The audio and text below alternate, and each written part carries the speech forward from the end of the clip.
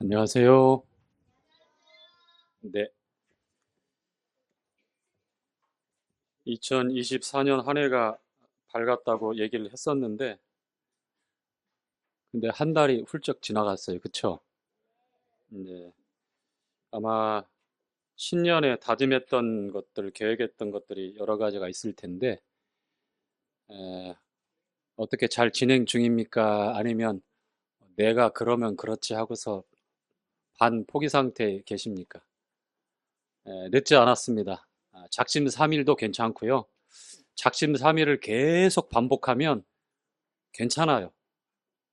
나름 할만하더라고요. 조금 쉬었다가 또 작심삼일 또 하시고, 또 회복되면 또 하시고, 그렇게 해서 조금이라도 성과를 낼 수 있도록 하면 여러분이 좀 단단하게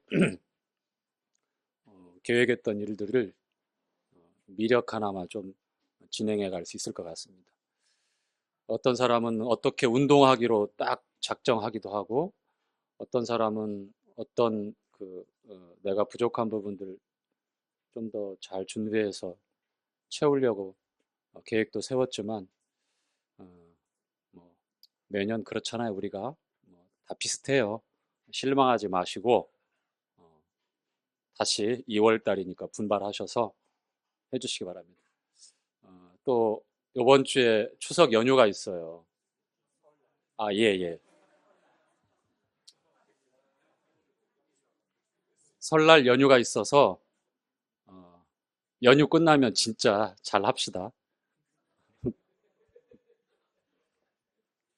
자, 오늘 저와 함께 나눌 말씀은요. 창세기 22장 말씀입니다.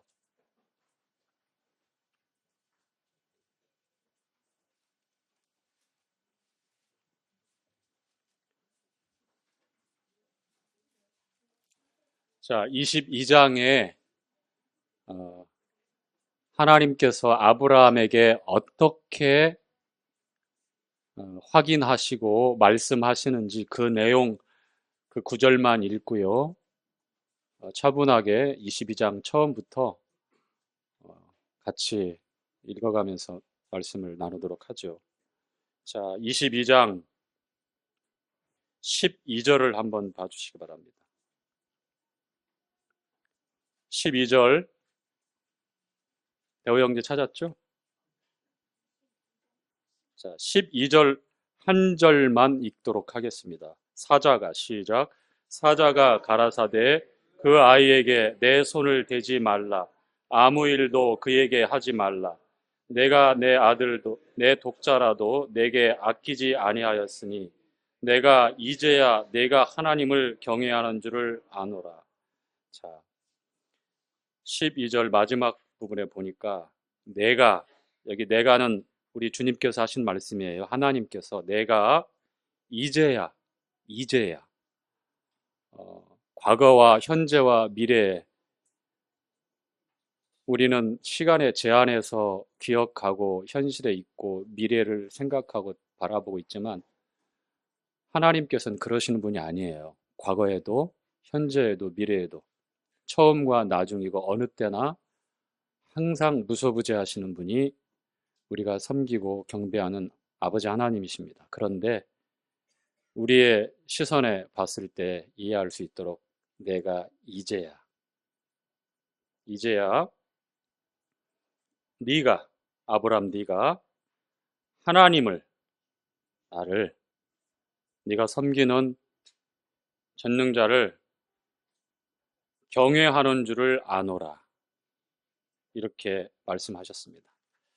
자, 한 장 뒤로 넘기면 이 말씀을 하시게 된 그런 어, 아브라함의 일생의 절체절명에 피할 수 없는 어, 좀 참 하나님이 낯설게 느껴질 법한 그러한 이해할 수 없는 시험을 당하게 됩니다. 자, 그 시험이 어떤 시험인지 우리 한번 보도록 하겠습니다. 22장 1절부터 함께 읽지요. 자, 1절 그 일 후에 시작. 그 일 후에 하나님이 아브라함을 시험하시려고 그를 부르시되 아브라함아 하시니 그가 가로되 내가 여기 있나이다. 자, 21장에 나와 있는 사건들이 전개되는데 그 일 후에 이삭이 태어나고 그 다음에 이스마엘이 이삭을 희롱하고 이스마엘이 이제 축출당하면서 가정에 이제 불화가 잠잠해지는 그런 일들도 있고 그 다음에 그 당시 우거하는 땅에 그 분봉 왕 같은 그 세력을 갖고 있는 왕이 찾아와서 아브라함을 통해서 나타난 하나님의 놀라운 그러한 축복들을 보니까 항상 하나님이 함께하고 있는 아브라함의 그 분명한 삶을 목도하고 그와 이제 계약을 맺는 것. 그리고서 이제 아브라함이 영생하시는 하나님을 여호와를 불렀다라고 이제 되어 있는 내용으로 이렇게 21장이 마무리가 되거든요. 그 일 후에 하나님께서 아브라함을 시험하셔요. 자, 이름 부를 때에 하나님께서 누구의 이름을 특별하게 호명해서 부를 때는 하나님께서 어떠한 목적을 갖고 계십니다. 그리고 분명히 그 내용을 확인하시기 위해서 또 이름을 불러요. 자, 최초에 누구야 라고 이름 불렀을 때 여러분 피하여 숨은 사람들이 있죠? 누구죠? 그렇죠. 우리 세원 형제 아들 참 어떡해요. 아담과 하와를 불렀는데 하와를 불렀어요? 아담을 불렀어요?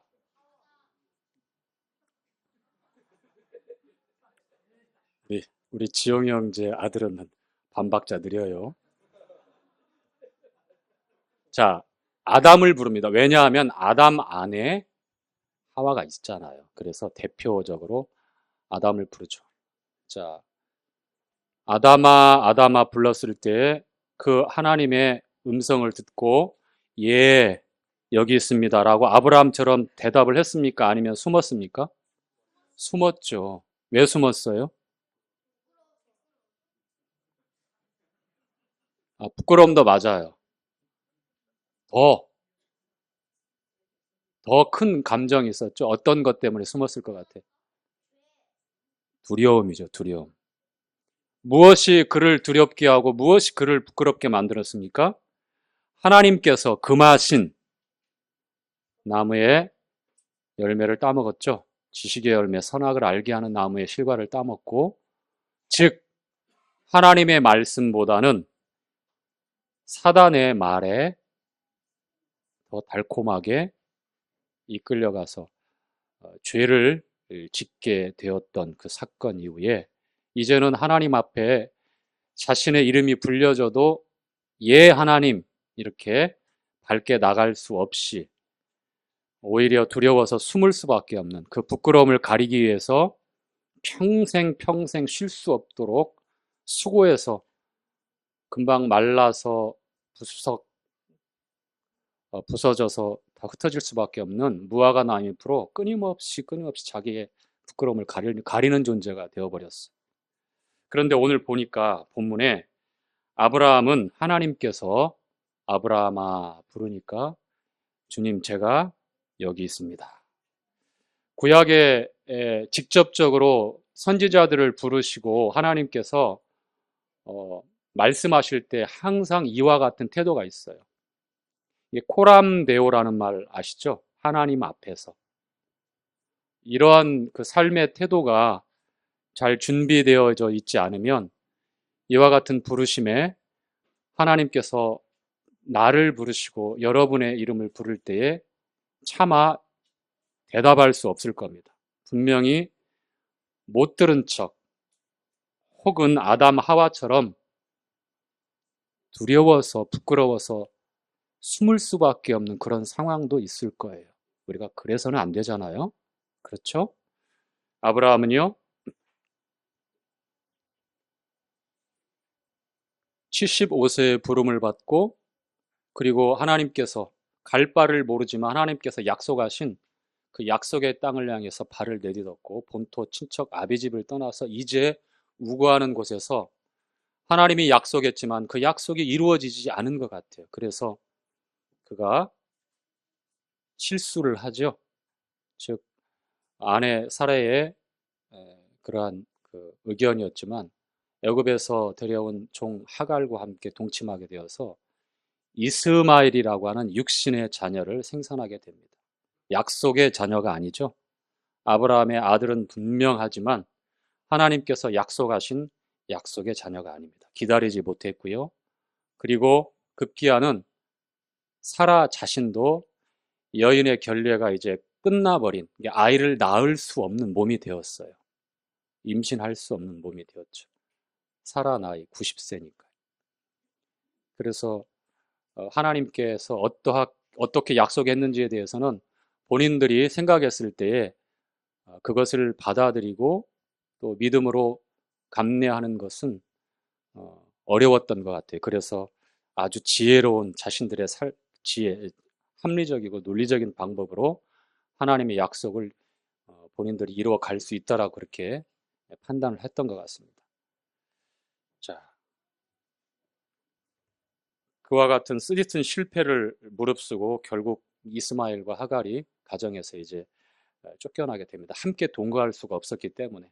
이삭이 태어나기 전에는 그것이 가능했는지 몰랐지만 약속의 자녀인 이삭이 태어난 뒤로는 이스마엘과 함께 할 수가 없습니다. 육과 영은 물과 기름처럼 함께 이렇게 있을 수가 없어요. 성경에서 말씀하고 있는 성령의 일하심과 또 우리 영 안에서 역사하시는 성령의 그 사역은 우리가 기대하고 바라는 타고난 본성 가지고 있는 이 자아의 쓴 뿌리들, 너무 달콤하고 매력적이고 육신적인 것과는 절대로 함께 할 수가 없습니다. 그래서 반드시 분리가 이루어져요. 반드시. 자, 2절 한번 볼까요? 여호와께서 시작. 여호와께서 가라사대 내 아들 내 사랑하는 독자 이삭을 데리고 모리아 땅으로 가서 내가 내게 지시하는 한 산 거기서 그를 번제로 드리라. 자, 납득할 수 없는, 이해할 수 없는, 여러분 이 가운데 기독교 배경이 없는 그런 세상 사람들이 이 말씀을 듣게 되면 야, 너희들이 믿는 하나님은 정말 이상한 분이구나. 어떻게 인신 제사를 드리도록 그렇게 강요하고 그런 시험을 한다냐? 물론 고대에는 자기 자식들을 활활 타는 불에 던지기도 했습니다. 그게 대표적인 이제 몰렉신도 있고요. 그 외에 그러한 인신 공양의 제사들이 많았어요. 사단이 그렇게 거짓 신으로 숭배하면서 인간들을 지배하면서 그와 같은 종교의 그런 악습들이 있었습니다. 그런데 하나님께서 독자, 내 아들, 내 사랑하는 유일한 아들, 독자를 내가 지시하는 땅, 그 산에 가서 번제로 드리라고 합니다. 자, 아브라함은 큰 충격에 빠져 있습니다. 저는 아무리 생각해도 아브라함이 만약에 이삭을 얻기 전의 상황이었다면 어떤 반응이었을까? 어땠을 것 같아요? 이스마엘, 망설임 없이 지금 전개되는 것처럼 그런 선택을 했을까요?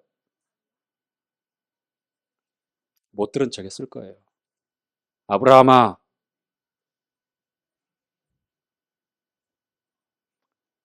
자, 여러분 어떻게 생각하십니까? 하나님께서 왜 아브라함에게 약속하신 100세에 얻은 눈에 넣어도 아프지 않고 아브라함에게는 이 이삭은 자신의 생명이에요, 생명. 아니, 오히려 자기 생명보다도 더 귀한 존재입니다. 얼마든지 항변할 수 있을 상황이죠. 어떻게 해요? 하나님 도저히 이해할 수 없습니다. 정녕 하나님의 뜻이라면 내 아들, 사랑하는 유일한 내 아들 독자 이삭 대신에 제 생명을 드리겠사오니, 아니 우리 가정에 사라 누구까지 드리겠사오니 이 이삭을 바치라 하는 이 요구는 취소해 주십시오. 뭐 이렇게 부탁하지 않았겠어요? 얼마든지 그럴 수 있겠죠? 그만큼 이 이삭은요, 아브라함에게 너무 소중하다 못해 자신의 생명을 몇 번 더해도 아깝지 않은 그런 아들이었어요. 여러분, 우리가 지금 교제하는 이 22장의 본문은요, 단순히 지금부터 4,000년 전에 중동의 한 땅에서 일어났던 그런 줄거리로 끝나는 게 아니었어요. 우리 예수님이 오시기 전 2000년 전 믿음의 조상 아브라함이 이 시험을 통해서 믿음의 조상이라고 하는 그러한 믿음의 계보에 그렇게 우리에게 그런 믿음의 조상으로 그렇게 이와 같은 간증을 통해서 우리가 그렇게 불려지고 알고 그렇게 성경 말씀을 통해서 우리에게 전달되어지는 내용이 된 거예요. 이 사건이.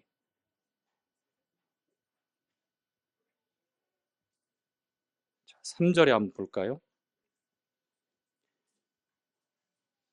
아브라함에게 얼마나 소중한지 알기 때문에 하나님께서는 내 아들, 다른 누구의 존재가 아니라 아브라함 내 아들, 근데 그 아들이 사랑하는 아들이고 독자, 유일한 아들이라고 성경이 이렇게 3번에 걸쳐서 강조하고 있어요. 그만큼 소중한 생명이라고 하는 겁니다. 자, 3절에 한번 보죠. 함께 읽겠습니다. 아브라함이 시작. 아브라함이 아침에 일찍이 일어나 나귀의 안장을 지우고 두 사환과 그 아들 이삭을 데리고 번제 쓸 나무를 쪼개어 가지고 떠나 하나님이 자기에게 지시하시는 곳으로 가더니, 지금 부엘세바라고 하는 곳에 우거하고 있는데요. 하나님이 지시한 이 모리아 땅까지는 걸어서 육로로 한 3일 정도 길이라고 합니다. 여기서 한 천안 정도 좀 넘어까지 그렇게 한번 거리인데, 지금 젊은 두 사환 그리고 당나귀에 번제에 쓸 나무를 쪼개어서 잘 준비하고, 그리고 아들 이삭을 데리고 아브라함이 이렇게 출발하고 있습니다. 아침에 일찍 출발해요. 아침에 일찍. 자, 아브라함은 그날 밤에 어떤 생각을 하고 잤을까요? 단잠을 잤을까요? 어땠을 것 같아요? 정말 두려운 마음이 있었을 것이고, 왜 이런 시험을 하실까라는, 아마 뜬 눈으로 밤을 새웠을 뿐만 아니라, 그리고 조금만 지체하면 또 이 이야기를 다른 누구인가에게, 혹시 아내 사라에게라도 이 얘기를 하게 된다면, 이 이야기가 들려진다면 어떻게 될 것 같아요? 출발 못하게 막겠죠? 그쵸? 그뿐만 아니라 아마 아브라함이 잠시 선잠에 빠져있는 순간 사라는 이삭을 깨워가지고 저 애굽 밑에 남아공까지 아마 도망가지 않았을까. 밤새 야반도주 했을 수도 있겠죠. 도저히 납득할 수 없고, 너무나 하나님 그렇게 경배하고 예배드렸던 그 하나님이 너무 낯설게 느껴졌을 거예요. 어떻게 이럴 수가. 자, 그런데 아브라함은요, 아침에 일찍 다 준비하고 일찍 떠납니다. 아침에 일찍이라고 하는 여기에 우리가 또 주목을 해야 합니다. 그가 어떠한 마음 정리가 되어 있고 하나님께서 시험하시는 그 시험에 대해서 어떻게 반응하고 있는지 읽어가면 그 답이 정확히 나와요. 믿음 외에는 다른 방법이 없습니다. 자, 히브리서 11장 6절에 믿음이 없이는 하나님을 기쁘게 할 수 없나니 하나님께 나아가는 자는 반드시 그가 계신 것과 그가 자기를 찾는 자들에게 상 주시는 이심을 어떻게 하라고요? 믿어야 할지니라. 믿음이 없이는 하나님을 기쁘게 할 수 없다고 말합니다. 이 믿음이 대체 무엇인가? 우리 생각에 관념적으로 알고 있는, 인정하고 있는, 인지하고 있는 그러한 지식인가? 객관적인 사실에 기반한 그런 팩트라고 알려져 있는 그런 생각인가? 그런 지식인가? 물론 진리의 지식은 분명히 먼저 전달되어져야 되고 우리가 그걸 들어야 돼요. 들어야 믿음이 오기 때문입니다. 그런데 믿음은 우리 생각에 머물러 있거나 생각에서 그대로 주저앉지 않습니다. 자, 계속해서 읽어가겠습니다. 자, 4절 시작. 제3일에 아브라함이 눈을 들어 그것을 멀리 바라본지라. 5절 이에 아브라함이 사환에게 이르되 너희는 나귀와 함께 여기서 기다리라. 내가 아이와 함께 저기 가서 경배하고 너희에게 돌아오리. 자, 두 사환이 있습니다. 두 사환을 데리고 번제를 드려야 되는 그 구름까지 올라가게 된다고 했을 때에 이삭을 결박하고 이제 칼을 들어서 동맥을 이제 찔러서 혹은 심장을 이제 한 번에 이렇게 이제 생명을 앗아야 되기 때문에 그러려고 액션을 취한다면 그 사환이 내버려 뒀겠어요? 아이고 우리 주인님 이제 드디어 가실 때가 됐나 보다 하고 잽싸게 몸을 날려가지고 야 오른손 잡아 왼손 잡아 야차 암바 기술을 동원해가지고 아마 아브라함을 항복시켰을 거예요. 물론 제가 한번 생각해 본 거예요. 사환을 저만치 떨어뜨려 놓고 이제 번제 쓸 나무 그게 적지 않아요. 여러분 이삭은요 지금 최소 20살에 가까운 나이예요. 요세푸스 유대인 역사가 요세푸스는 이삭의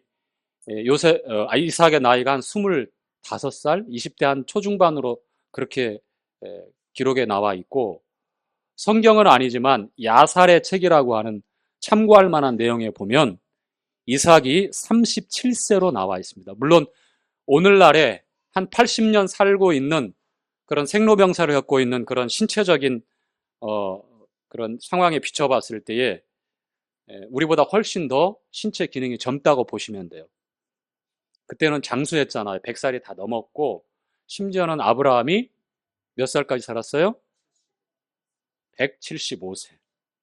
아들 이삭은 187세입니까? 3세입니까? 어쨌거나 180 넘었어요. 그리고 손자 야곱은 147세. 이렇게 점점점 수명이 줄어들고 다윗은 70세. 너무 안타깝죠? 자, 지금 이제 100세 시대라고 하지만 이 신체 기능에 있어서 물론 20대 중반이든 30대 중반이든 청년 같은 그런 몸이었어요. 그래서 그 한 사람 성년을 다 번제로 태우는 양이면 조그만한 그런 그 가지들 엮어가지고 이렇게 개나리 보쯤에서 그 가지고 갈 수가 없어요. 이 장작의 양이 대단히 많아요. 그러니까 근력이 필요하고 굉장히 힘이 있어야 되는 그런 성년의 나이에 이삭이 혼자서 그것을 지고 이제 아버지 아브라함과 지시한 그 모리아 산에 오르고 있는 겁니다. 아시겠죠?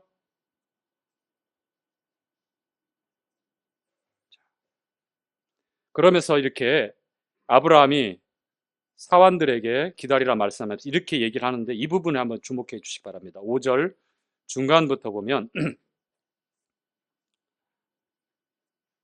여기서 기다리라 내가 아이와 함께 성년이 다 되었지만 이삭을 아이라고 표현합니다. 이삭이 여러분 40세에 결혼하는 거 아시죠? 그리고 20년이 지나서 쌍둥이 에서와 야곱을 얻게 돼요. 리브가 결혼해서.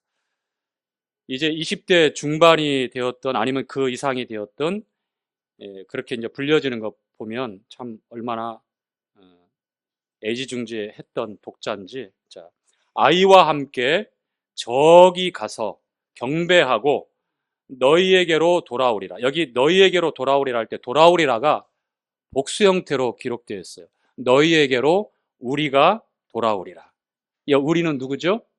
같이 지금 가고 있는 아들 내 아들 이삭과 다시 돌아올 것이다. 여러분, 돌아올 수 있는 상황이에요?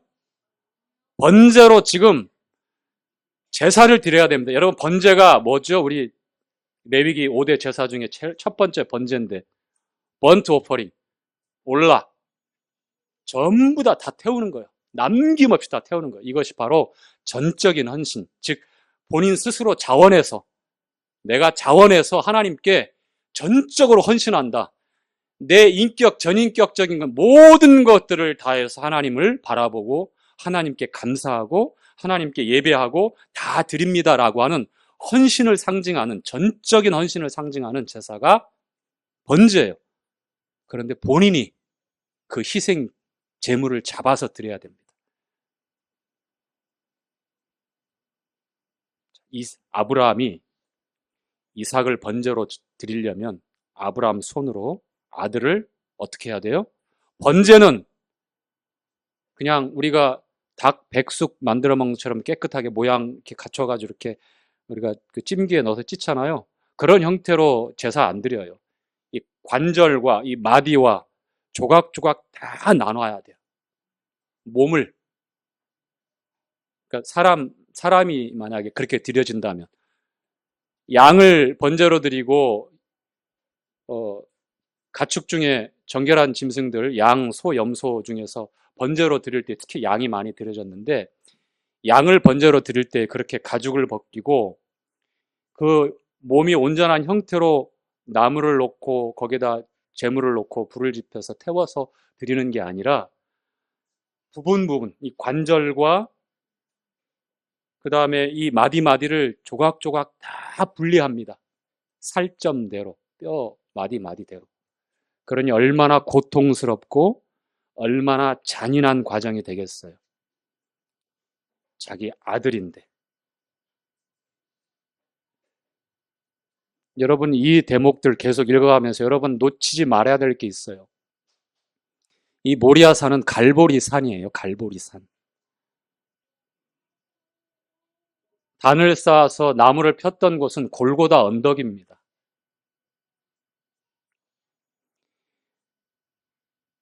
아버지에게 건장한 성년이 되었지만 순종하고 묵묵히 번제에 쓸 나무를 지고 가는 이삭은 누구를 나타내겠어요? 잊지 마십시오.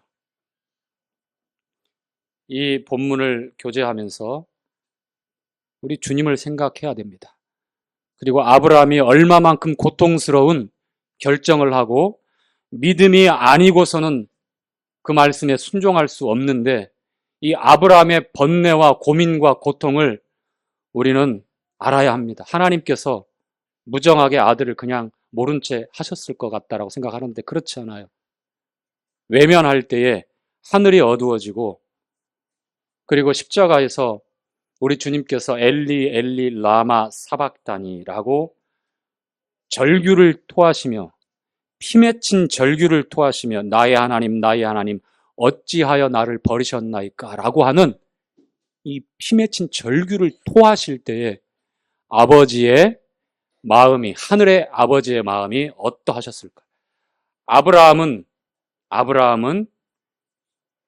요한복음 8장에 주님께서 이렇게 말씀하셨어요. 나의 때 볼 것을 바라보고 즐거워했다고 얘기했어요. 2000년 전 사람이지만, 주님이 오시기 전 2000년 전 사람이지만 아브라함은 나의 때 볼 것을 보고 즐거워했다고 그랬어요. 이후에 이 내 아들, 이 독자 이삭의 후손, 약속의 자손으로 오실 메시아, 그 메시아를 믿음으로 바라보고 즐거워했다라고 그렇게 기록이 되어 있잖아요. 그렇죠? 구약에 지금 전개되고 있는 이 상황만 우리가 중심으로 잡고 생각할 게 아니라 한 부분 한 부분 나갈 때에 우리 주님 기억하시기 바랍니다. 자, 너희에게 돌아오리라. 우리가 돌아오리라. 아브라함은요, 분명히 우리가 돌아오리라라고 하는 믿음을 가지고 있었어요. 자기가 조각조각 마디마디 해체해서 번제로 그 형체가 보이지 않을 정도로 다 태워서 하나님께 올려드리는 제사를 드린다 할지라도 돌아올 것이다라고. 어떤 신앙을 갖고 있죠? 부활신앙이죠. 부활신앙. 시편 16편에 다윗이 고통 중에 고백한 곡이지만 다윗을 통해서 우리 주님 예수 그리스도는 다윗의 입을 벌려서 아버지 하나님께 대한 그 믿음을 고스란히 보여요. 주의 거룩한 자로 썩음을 당하지 않게 하신다라고. 내 혼을 음부에 버리지 아니하시고 지옥에 남겨두지 않으시고 주의 거룩한 자로 썩음을 당치 않게 하신다고 하는 거예요. 주님이 오시기 전 1000년 전 사람 이 다윗을 통해서 시편 16편에 우리 주님은 십자가에 나가셔서 받아들이기 극한의 고통뿐만 아니라 완전하신 분들, 이 지성적으로 완전하신 분, 영적으로 완전하신 하나님의 아들이기 때문에 정신적으로 겪는 고통은 우리의 상상을 초월합니다. 그것이 아버지로부터 버림받는, 분리되어지는, 찢겨지는 고통이잖아요. 그럼에도 그것을 다 고스란히 받아들였던 것은 시편 16편에 말씀하고 있는 대로 내 혼을, 내 영혼을 음부에 버리지 아니하시고 지옥에 남겨두지 않으시고 주의 거룩한 자로 썩음을 당치 않게 하신다라고 하는 그 믿음, 그 믿음. 어떤 믿음이요? 아버지에 대한 믿음. 내 목숨을 아버지의 뜻을 이루기 위해서 십자가에서 내어놓지만 아버지께서 성령의 능력으로 나를 살리실 것이다라고 하는 믿음. 자, 6절 아브라함이 시작. 아브라함이 이에 번제 나무를 취하여 그 아들 이삭에게 지우고 자기는 불과 칼을 손에 들고 두 사람이 동행하더니 이삭이 그 아비 아브라함에게 말하여 가로되 내 아버지여 하니 그가 가로되 내 아들아 내가 여기 있노라. 이삭이 가로되 불과 나무는 있거니와 번제할 어린 양은 어디 있나이까. 8절 아브라함이 가로되 아들아 번제할 어린 양은 하나님이 자기를 위하여 친히 준비하시리라 하고 두 사람이 함께 나아가서 자 8절 보니까 하나님이 자기를 위하여 친히 준비하시리라. 자, 이삭은 뭐가 일이 잘못되어 간다는 것을 감지했죠. 자, 발길을 돌이킬 수도 있을 상황입니다.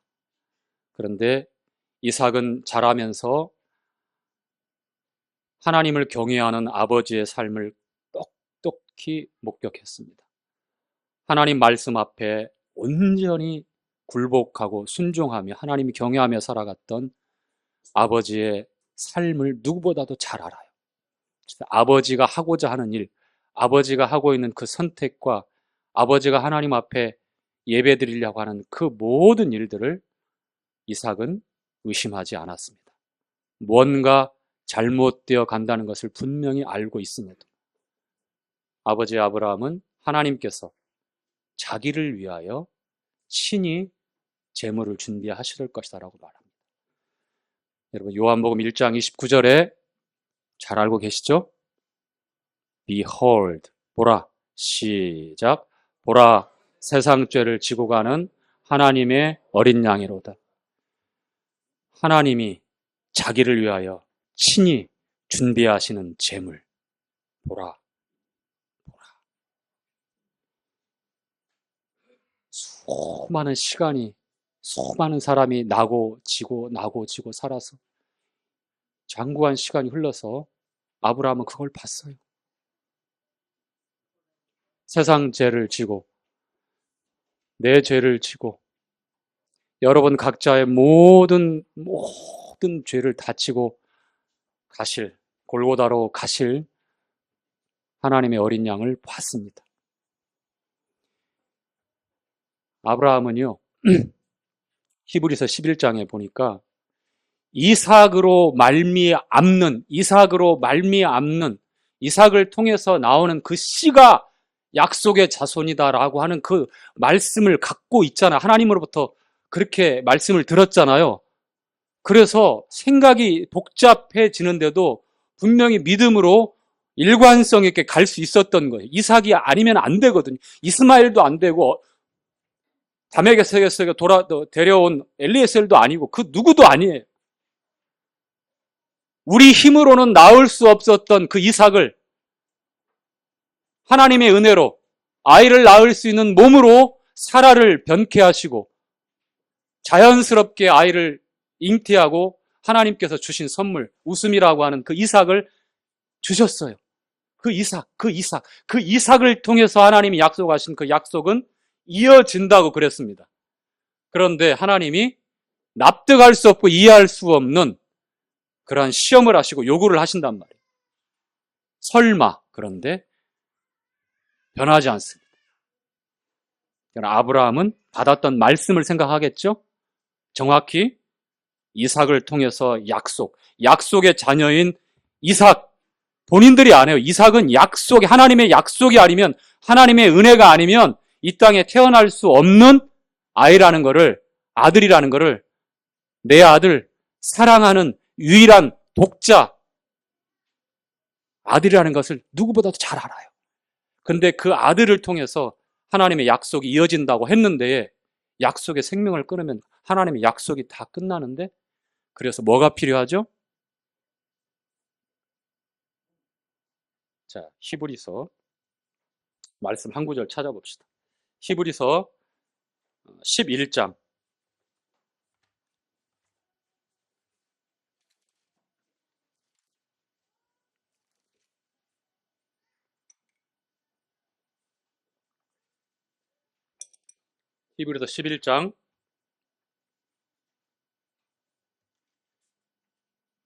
17절이네요. 아브라함은, 자, 시작. 아브라함은 시험을 받을 때에 믿음으로 이삭을 드렸으니 저는 약속을 받은 자로되 그 독생자를 드렸느니라.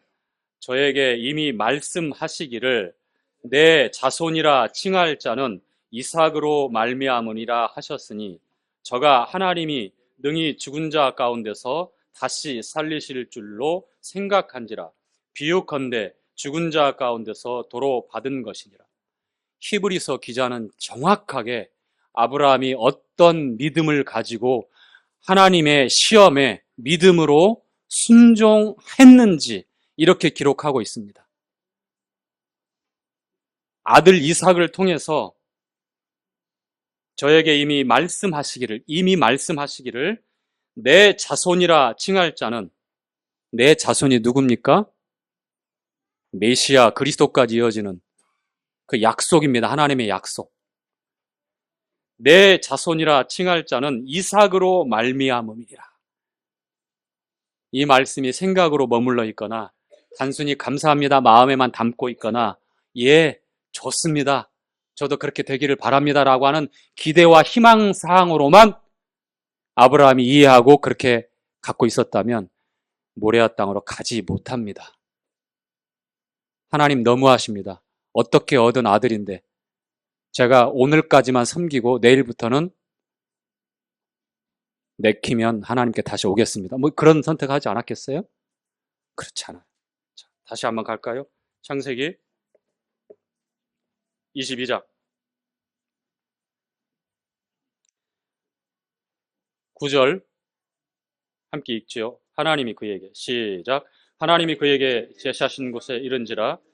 이에 아브라함이 그곳에 단을 쌓고 나무를 버려놓고 그 아들 이삭을 결박하여 단 나무 위에 놓고 손을 내밀어 칼을 잡고 그 아들을 잡으려 하더니, 자, 여기서는 아브라함도 정말 대단하지만 이삭도 그에 못지않은 믿음의 인물이라고 하는 사실을 우리가 알 수 있어요. 구약 인물 중에 우리 주님을 예표하는 대표적인 두 인물이 있습니다. 바로 첫 번째가 이삭이고 두 번째가 요셉이에요. 이삭. 여러분, 이사야서 55장에 털 깎는 자 앞에 잠잠한 양처럼, 도수장으로 끌려가는 그런 양처럼 잠잠히, 실제로 양을 제물로 드릴 때에 제사장이 아니면 사랑하는 주인이 고통 없이 빨리 생명을 끊으면 좋잖아요. 근데 그렇지 못할 때도 있는데요. 파닥파닥거리고 온 피가 다 터지고. 그런데 급소에 푹 칼이 들어올 때 양이 그 큰 눈을 뜨고서 주인을 한번 본다고 합니다.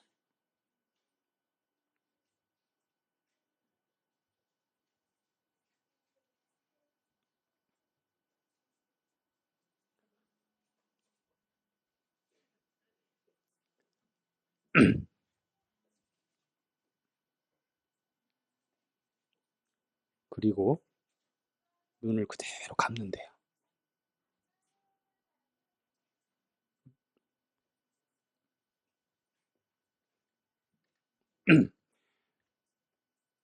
우리 주님이 골고다에 가셨을 때에 글쎄요, 혼자 가지고 있었던 어, 감동이라 그럴까요? 그게 이제 갑자기 이제 마음을 뒤흔들어서 잠깐 흔들렸는데 말씀 묵상하면서 잊혀지지가 않고 그리고 어떠한 마음이셨을까?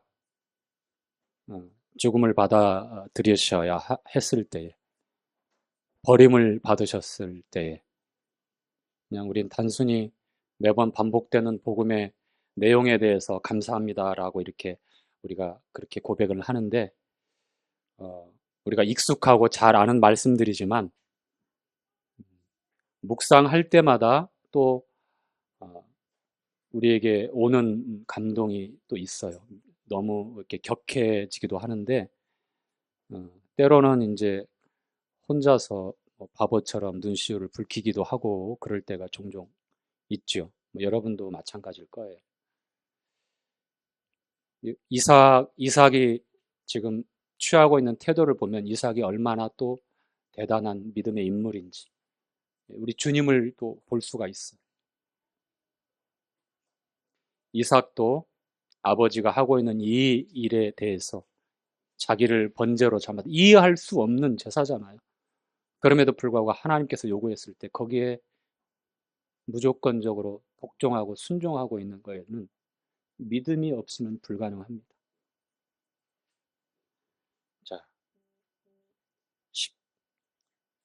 자, 11절까지 읽었나요? 11절.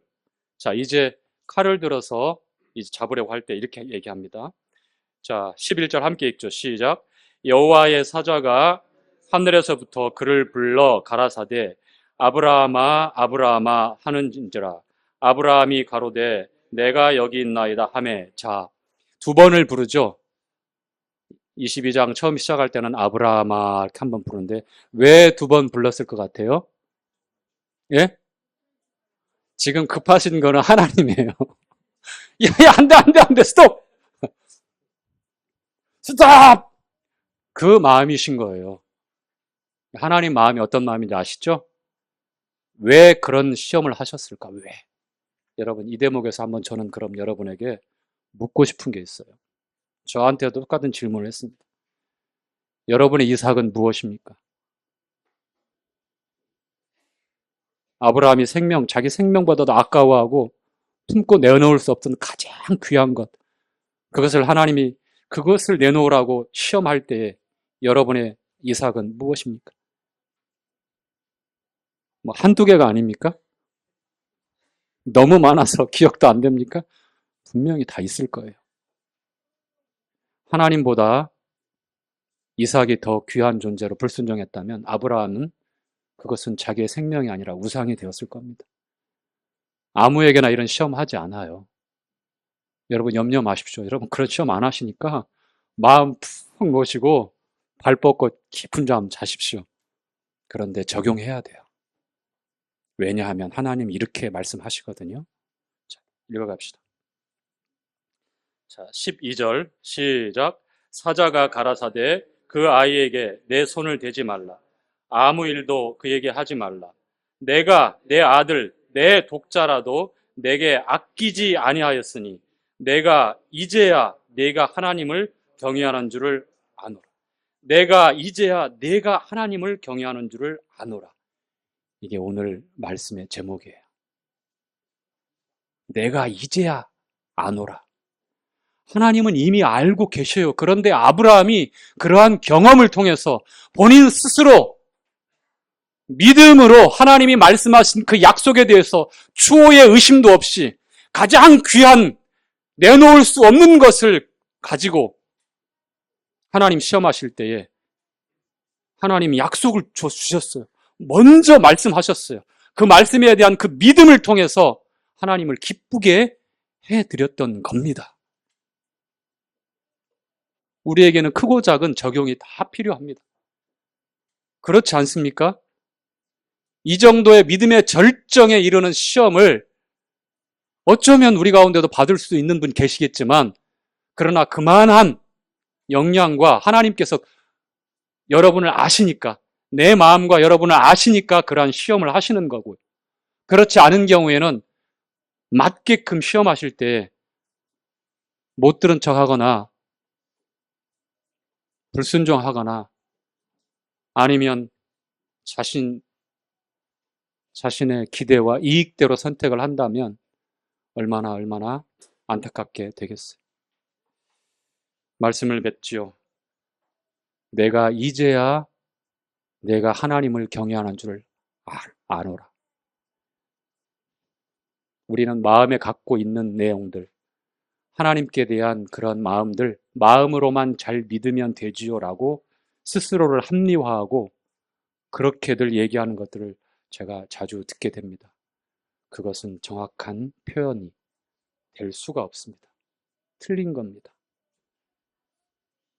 하나님께서는 알고 계시지만 아브라함을 통해서 그것이 아브라함의 그 믿음이 아브라함의 믿음을 증명했어요. 드러나는 그 행동이 아니라 아브라함이 하나님께 대한 그 믿음을 가지고 있었을 때에 그 믿음이 아브라함의 그 믿음을 증명한 겁니다. 우리도 마찬가지. 우리가 하나님께 대한 어떠한 믿음이 있는가? 그 믿음이 하나님께 대한 경외하는 믿음, 사랑하는 믿음, 순종하는 믿음, 헌신하는 믿음, 그 믿음을 증명하게 되는 것입니다. 마치도록 하겠습니다.